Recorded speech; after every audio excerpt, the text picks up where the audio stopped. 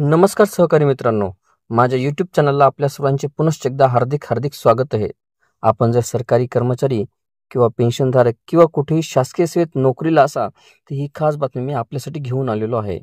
पण तत्पूर्वी आपण आमच्या चॅनलवर नवीन असल्यास चॅनलला निश्चितच सबस्क्राईब करा आणि बेल आयकॉनला प्रेस करून ऑल नोटिफिकेशन्स ऑन करा, जेणेकरून आपल्याला व्हिडिओचे सर्व नोटिफिकेशन्स हे सर्वात अगोदर हे प्राप्त होतील. देशातील केंद्रीय सरकारी कर्मचाऱ्यांसाठी एक अतिशय महत्त्वाची बातमी ही समोर आली आहे.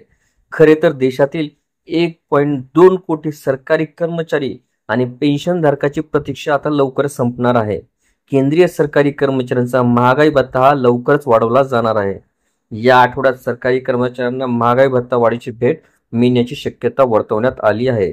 सध्या केंद्रीय कर्मचाऱ्यांना 53% दराने महागाई भत्ता दिला जात असून यामध्ये आणखी वाढ होण्याची शक्यता आहे. दरम्यान यावेळी सरकारी कर्मचाऱ्यांचा महागाई भत्ता हा कितीने वाढू शकतो याबाबत एक नवीन अपडेट हे हाती लागलेला आहे. सरकारी कर्मचाऱ्यांचा डीए आणि डीआर मधील वाढीचा निर्णय युनियन कॅबिनेटद्वारे होईल. केंद्रीय मंत्रिमंडळ या आठवड्यात महागाई भत्ता वाढीबाबतचा निर्णय घेण्याची शक्यता आहे.